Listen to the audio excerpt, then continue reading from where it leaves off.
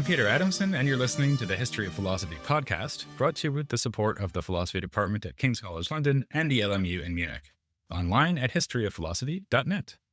Today's episode will be an interview about Descartes and Elisabeth of Bohemia with Ariane Schneck, who is just moving from the University of Bielefeld to the American University of Cairo. So she'll probably be there by the time you hear this. Hello, Ariane. Hello. Thanks so much for coming on the podcast to talk about these two exciting figures. Let's start by reminding the listener what we've already been discussing in the last couple of episodes, which is that there's this correspondence between Elisabeth of Bohemia and Descartes. How did they get into this exchange of ideas, and how would you characterize the letters that we have that survived? Like, what's the tone? How much is there? And so on. Hi, thanks for having me here. I'm very excited to talk about Descartes and especially Elisabeth of Bohemia. And how they got into the exchange was that Elisabeth was very well educated. She was very much interested in philosophy, in mathematics, but also in other sciences. And because of this interest, she read the Meditations already early. They were published in 1641. And already in 1643, she initiated the exchange by writing Descartes a letter and asking questions about what is now considered his main work, the Meditations on First Philosophy. Okay, and the most famous part of this exchange is probably what is nowadays called the mind-body interaction problem. So in her first letter, she asked Descartes a question about that, or several questions about that. But then they quickly came from discussing that problem to also discussing mathematical problems. For example, Descartes sent her a geometrical problem for which he had found an algebraic solution, the so-called problem of the three circles, or Apollonius problem. And at the beginning, he sent a letter to a friend saying he might have given her a bit of a too hard problem because he was one of the most famous mathematicians in his time. And he himself made a solution attempt for that. But then she sent back her solution, and he was very much surprised how good it was. And he even said it was, in some regards, more elegant than his own. But they did not only discuss philosophy and math, but also all other kind of scientific topics. They discussed Elisabeth's mental and physical health problems, from her so-called melancholia to her low-grade fever, family struggles, political affairs in the context of the 30 Years' War in which her family was involved. And for example, in regard to moral philosophy, they discussed Seneca, and political philosophy, they discussed Machiavelli. And all in all, we have almost 60 letters that the two exchanged, which in the latest English translations are about like 120 pages of text. And you also asked me about the tone. So the tone between them is very friendly. Elisabeth always signs her letters with your most affectionate friend or your very affectionate friend. And he signs them with your most humble and obedient servant. But like the way they exchange, the way they write the letters sounds as if they were actually like really good friends. Like they saw each other during the time when they had the letters exchanged. They also a couple of times met in Den Haag because they were both in the Netherlands at the time. And she even said that sometimes not only reading his letters or like following his philosophical advices, but just seeing him in person would help her. She said, your presence was what brought the cure to me, like when she was not feeling well. And what is also maybe interesting is that she sometimes would frame her questions or her critical remarks in a tone that was maybe influenced by politeness standards of the time, or maybe also gender stereotypes. So she sometimes says, oh, but I don't understand that, Descartes. Can you like explain it a little bit better to me, or like explain it so that I can understand it? And some people have interpreted that as maybe she has internalized some kind of sexism or something.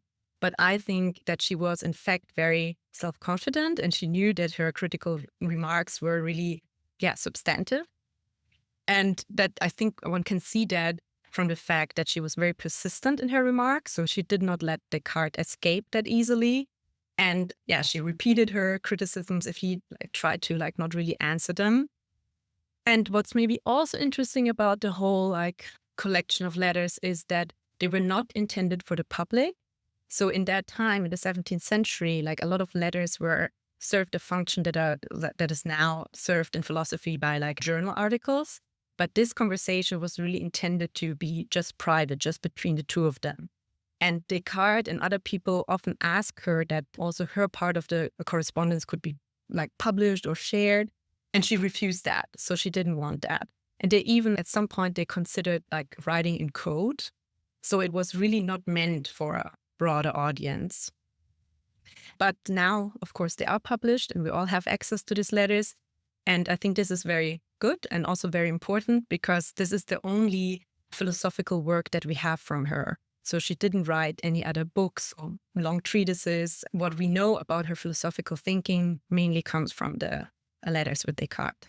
I think that's really interesting what you were saying about her apparent protestations of ignorance. Like, oh, I didn't get that. Can you explain it to me again? Because actually the power dynamic between the two of them is very interesting. So you mentioned gender, right? So she's a woman, he's a man, but also she's a princess. He's nothing like that.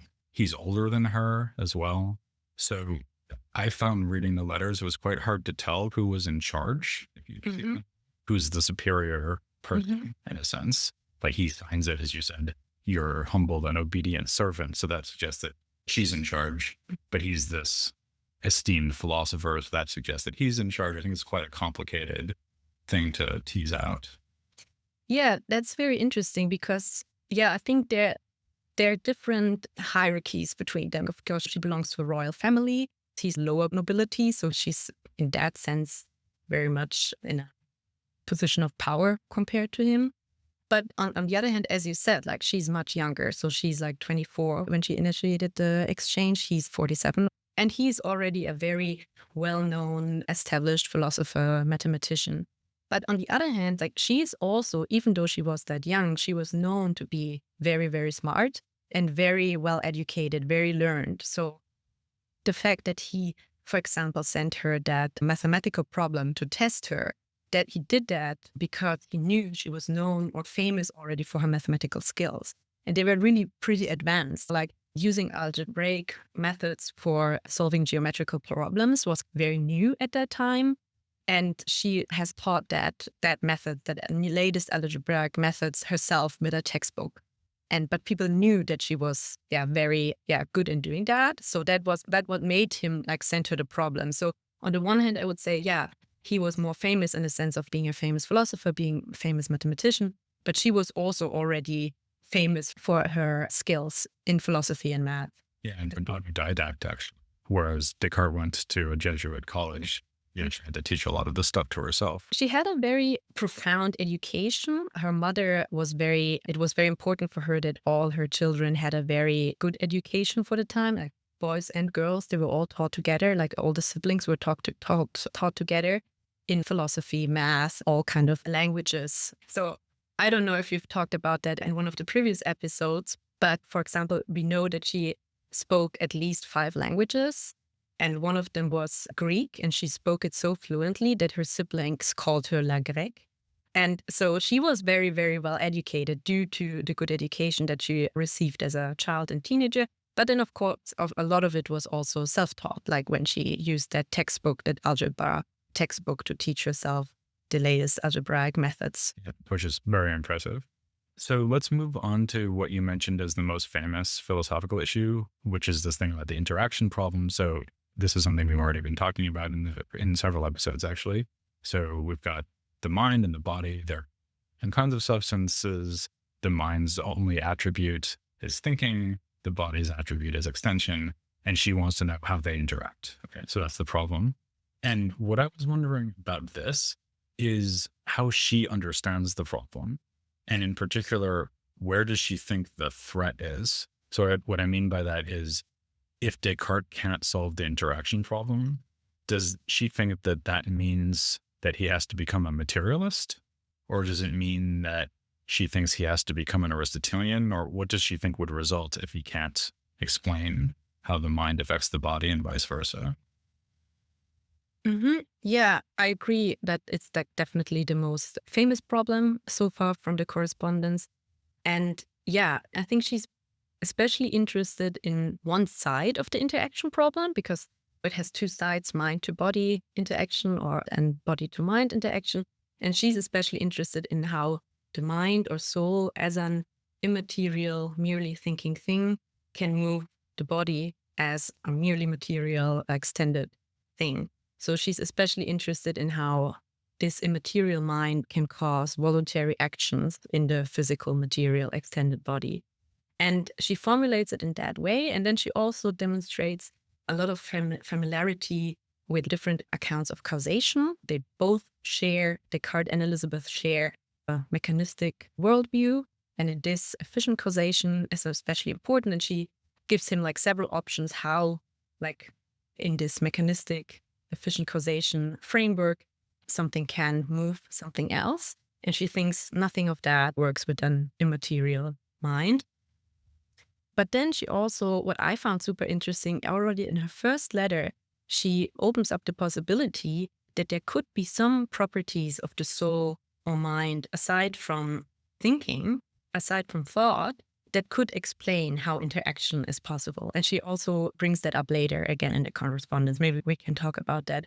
But in regard to your question, with materialism or more an Aristotelian framework, they talk about a more Aristotelian understanding. So Descartes, in response to her criticism, one of the options or one of the ideas he explores or tries out with her is like saying, yeah, normally in the physical world, we think like one body, like we think that one body moves another body by like physical contact.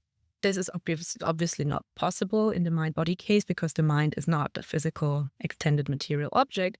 But he says we have this like old idea how the scholastic philosophers thought of some kind of causation, which is like the idea of heaviness. Like heaviness is a quality, so it's not a physical thing, but it can exert influence on bodies and make them move towards the center of the earth without physical contact.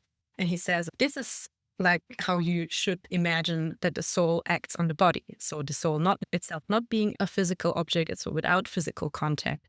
And here, Elisabeth completely dismisses that option. So that would be a more Aristotelian picture that Descartes also himself brings into the conversation, an Aristotelian element, but she completely dismisses that. She says, you already proved in your physics that this is completely wrong.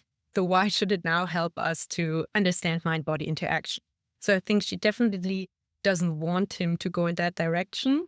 And then another idea that I think he would not agree on, but I think what she finds more plausible is to grant the soul some materiality or some either matter or extension.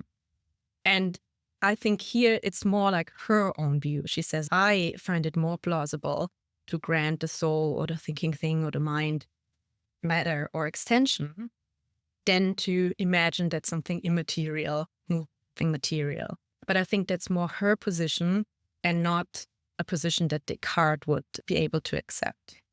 So when you mentioned that maybe mind has some other attribute other than thinking, that's what it would be. So it would be thinking as a substance, but it would also be dead. Is that right? Exactly. So it's a bit difficult because in the first letter, what she says is, can you give me a more precise definition of the soul, like the substance of the soul, aside from its main attribute, thinking? Even though she knows, like in Descartes' framework, you cannot really conceive of a pure substance without its main attributes. But she says, just for theoretical reasons, let's assume we could like separate the substance from its attribute. Could there not be something in the substance that is not thinking and that can help us with the interaction problem? And how exactly to spell that out is like a very difficult question. So there have been researchers like Lisa Shapiro, for example. She thinks that Elisabeth is not like a full-blown reductive materialist, but that she has room for kind of like autonomy of the thought or autonomy of thinking. But she thinks that autonomy depends on the body in some sense. So it's not full materialism or reductive materialism. And then other people, for example, Deborah Tollefson, have argued that she has indeed a little bit of a conception like Henry Moore. So the soul not being material, but nevertheless extended. And what does that mean? That when Moore, one could think it's a little bit like actually like a ghost. So it's penetrable, but extended. And Deborah Tollefson thinks it goes a little bit in that direction because she talks about, the soul could be extended. And then you had like at least one option of imagining how interaction would be possible, but not material. So these are like two options in that direction. Obviously, these are options that Descartes would certainly not want to accept. Does he say anything back to Elisabeth beyond what he's already said in the Meditations, for example, that would actually help solve the problem? He says a lot of things back. Whether they actually help to solve the problem, I'm not so sure. I think most people are not convinced that he solved the problem. But how he tries to answer her criticism is first by this scholastic notion of heaviness. She dismisses that. And rightly, by the way, since as she says, he doesn't believe in heaviness. And not in scholastic qualities or real qualities or something, of course. Yeah, and then one way that he tries to answer that I haven't mentioned is that he writes of so-called primitive notions. So he says we have primitive kind of concepts, for example, of the soul as a merely thinking thing, of the body as a merely extended thing.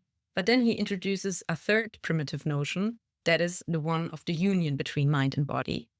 And he says that sensation shows us that there is this union, that interaction is possible, and there is this union between mind and body.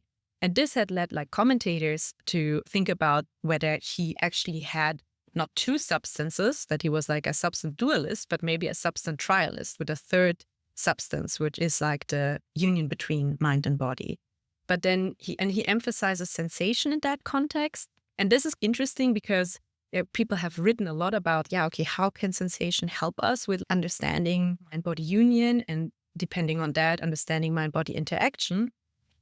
But then Elisabeth says, and I think that's also like very well argued from her. So she says, Descartes, I also know that there is interaction. I can feel it. I have sensation that show, but I want to understand how it's possible. And this notion of a third primitive substance doesn't really help with that. Yeah, it's just a kind of name for the phenomenon. Exactly.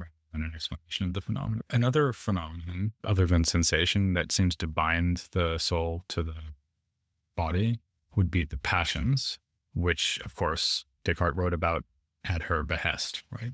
But it also comes up a lot in the letters. As you mentioned already, she suffers from melancholy, she suffers from fever, she's upset about all these horrible things that have happened to her family. And it seems that there's a connection between the mind-body interaction problem and this concept of the passions. Is that right? Yeah, yes and no. There's definitely a connection between because passionate experience, like experiencing passions, presupposes that there is mind-body union and mind-body interaction. Because like passion for Descartes is something that is caused by the body to some extent, but felt in the soul. So the whole passionate experience also already presupposes mind-body interaction.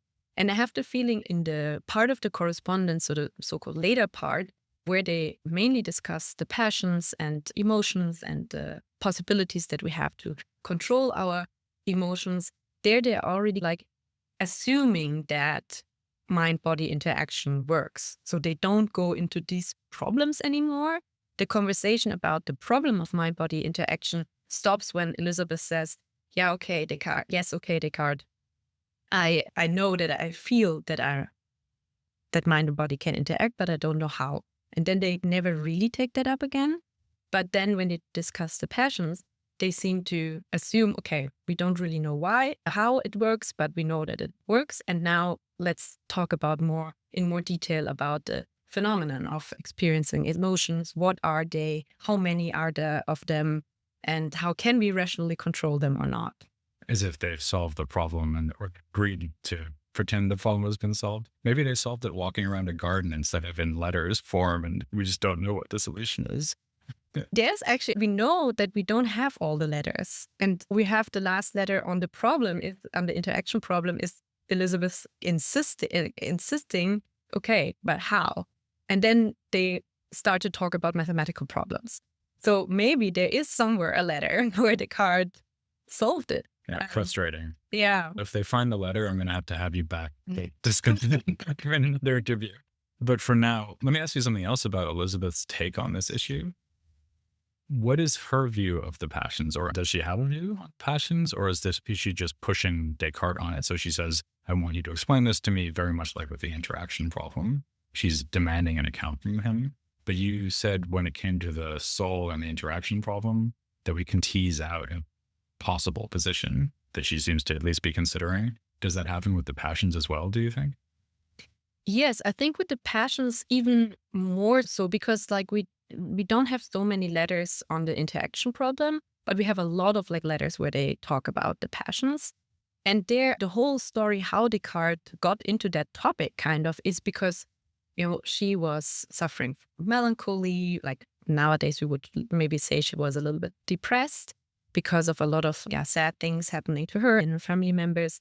And Descartes was supposed to cure her. So they got into this discussion of, especially the main question they had was how to preserve one's happiness if a lot of like unfortunate things happen to you. And in this discussion, Elisabeth was like, okay, I need to understand the passions better. And then they got into the exchange. And she also pressured him to write what is now known as The Passions of the Soul, the last work Descartes published. And he drafted a first version of that, sent it to her, and she commented on it. And in the correspondence, they discuss that what they call the little treatise on the passions, which was like the draft version of the later Passions of the Soul. And especially when you compare the correspondence with then Descartes' published version, I think you can first very well see like that she had her own philosophical position from which she argued, and then also how she influenced Descartes. And I mean, the main question was, how can we stay happy even though a lot of like sad things are happening to us? And I think there also the historical background is important. 30 Years War, a lot of like her family, Elisabeth family was very much involved there, but Descartes also had to move around a lot. They both lived in exile. It was a kind of like hard time. So I think both of them were interested in this question, okay, how can we stay happy? And Descartes proposed a kind of, pretty much a neo-Stoic solution. He was not a absolute like clear-cut neo-Stoic, but he has certainly like neo-Stoic elements in his thinking on the passions and the possibility of rationally controlling one's passions. And his idea was, okay, first you have to really think about what you're doing, what would be like the best thing to do. Then you have to like really resolutely do whatever like your reason tells you is the most rational thing to do. And then there are a lot of things that will, of course, still not go well or things you cannot get. But there you should always just tell yourself that this was then not in your hands. Either like you think you cannot have these goods that you want, or you tried your best, things didn't work out well, but you did all you could. And so there's no reason to be sad or to feel emotions like regret or remorse. He thinks these are the main enemies to happiness. And also like desire for things that you cannot get. And Elisabeth very strongly argues against this new Stoic like cognitive therapy. And I think she does so from her own philosophical point of view. And I personally think it's one that is inspired more by an Aristotelian tradition. And as is Descartes with like a more neo-Stoic line. And that would be Aristotelian because she thinks that the virtuous person would feel appropriate regret under certain circumstances. Is that the idea? Or even maybe anger or something like that? Yeah, she definitely thinks that emotions serve a lot of positive functions. First, she also thinks that the kind of emotional control or rational control over our emotion that Descartes thinks is possible, that this is just not possible. Like she thinks that it's just not feasible to, for example, not desire certain external goods, also if you cannot have them. So she says often, I know I cannot be healthy or I cannot do anything to have the financial means to live, but I still want them. So just like acknowledging that I cannot do anything to get them doesn't make me stop wanting them. And then she thinks, for example, that with like family members or good friends, you are emotionally involved with them, you're emotionally entangled with them, and you cannot stop like caring for them, even though you know there's nothing you can do. So she thinks that a lot of what Descartes says like that we can like just stop our emotional entanglement or our emotional investment, that it's just not possible to do that. And also like, for example, with regret, Descartes and the correspondence very much criticizes. He thinks regret is especially bad for our happiness when we regret things. So this is like one of the emotions that we should control. And she thinks, and I think here it's also interesting because I think she here argues from the perspective of someone who was educated also to have political responsibility, maybe reigning a kingdom or something one day, something like that. And she says, like, when you make decisions and they affect a lot of other people, even though you tried your best, but there are external circumstances that put like time pressure on you, and then it turns out it was a bad decision, of course you regret it, even though you did your best. So these are all arguments with which she questions the feasibility of Descartes' recommendations. But then she also thinks it's not desirable. So even if we could exercise rational control to the extent that Descartes thinks we can, she thinks it's not desirable. And I think both of the feasibility and the desirability show like a more like broadly Aristotelian thinking. And with the desirability, so for example, that's what I mentioned at the beginning, she points out all these positive functions of the emotion. So she thinks that, for example, when we are emotionally involved, we act with more care or concern for what we're doing because we suffer from the consequences. And this is, again, especially negative emotions are important. When I know that I will be very, very sad if I don't act, then I really try my best to do the best I can. And she also thinks that the passions give our actions more force, so more drive, as to say. And she also thinks that especially, again, negative emotions like regret have something like a corrective function. So if we don't regret things, we don't really try to do better next time. And these are all arguments that one can find in like 17th century treatises where the history of philosophy or historical takes on the passion are summarized. And they're like, what she says very much resembles how the peripatetics are characterized in that time. Well, that's really interesting. I hadn't thought about that she was coming back against Descartes with a more scholastic or Aristotelian perspective. That's really surprising, but also fascinating. And it's very interesting because there's this thinker that she corresponded, well, like we don't know, most probably they corresponded. We know certainly they were in touch. It's an English clergyman called Edward Reynolds. And he dedicated also a treatise on the passions to her, but much before she even started her correspondence with Descartes. So in 1640, Edward Reynolds wrote in his dedicatory letter for his treatise on the passions that he dedicates it to Elisabeth because she has read and approved of his book on the passions. And if you look at that book from 1640, you can see that he summarizes all these historical positions. And he summarizes what the Stoics thought, what the Peripatetics thought, and his characterizations of the peripatetic position very much resembles what she answers, replies to Descartes. Okay. On the Descartes side, do you think that he actually has been influenced by her to make significant changes or improvements to his previous positions? Yeah, depends on I think yes, but it depends on which previous positions. In comparison to what he wrote in the Meditations, there are people who think, so for example, Lisa Shapiro thinks that he might have weakened his mind-body dualism in the Passions, like when he writes the Passions of the Soul, that he might not have been such a strict mind-body dualist anymore as he was in the Meditations. And that could be due to the influence of Elisabeth. And Lisa Shapiro argues for that by saying that, like what I also said, like at some point in the correspondence, they don't talk about the interaction problem anymore. They just assume it's possible.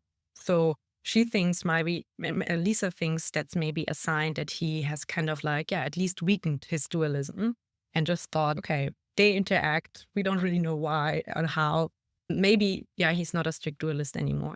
But what I find particularly interesting is not the comparison between the Meditations and the Passions of the Soul, but a comparison between the correspondence and the passions of the soul.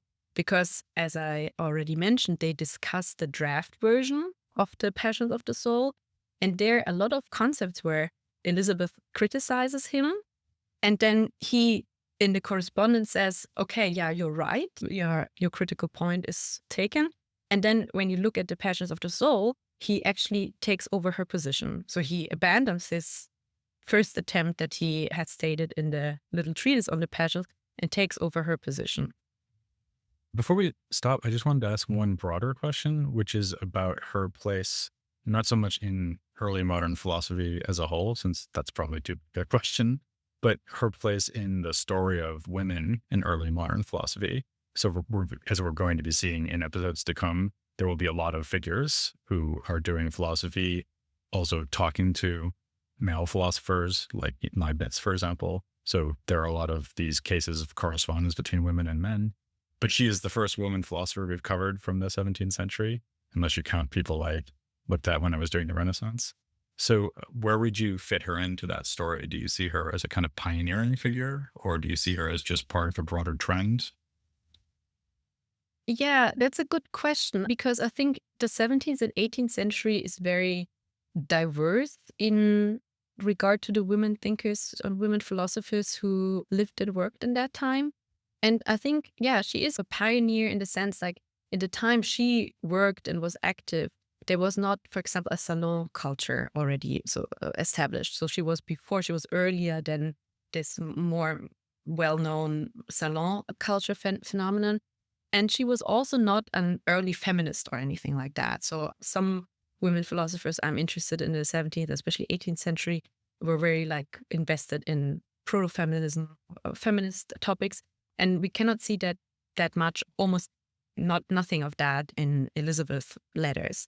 But I think she was still a pioneer in the sense like she was a women intellectual. So she was extremely well educated. She was extremely knowledgeable in philosophy and mathematics, natural philosophy, in medicine and astronomy. Like we were already we're just starting to see like in how many areas she was active and knowledgeable. And also, yeah, especially the area of natural philosophy of physics. So she was into microscopy. She was into astronomy, and I think there is a sense in which she paved the way for other later women natural philosophers like Cavendish or Du Châtelet, and because she was famous in her time for that. Like there was a time when people in the 20th century rediscovered Elisabeth thinking, where she was mainly pictured as Descartes' muse or his pen pal. But in her time, she was very, very famous as a woman intellectual, like a very, very smart, highly educated woman. And so people must have known of her, and that could have inspired the one or the other female philosopher to follow in her steps. It was a general phenomenon that a lot of these women who were quite well known and respected in their time were then written out of the historiography of philosophy. Right. Yeah, definitely. Either completely written out, or when they were still mentioned, then in a way that their influence, for example, was completely underestimated. So I think Elisabeth really influenced Descartes, and she had her own philosophical positions from which she argued. And there was a time where she was mainly presented as his muse or pen pal, or her positions were also reduced to her being a woman. So some literature from the 90s interprets her critical remarks also always from the point of she was a woman. Like when she emphasized the positive function of the emotions, it was like, yeah, that's the female point of view or the women's point of view.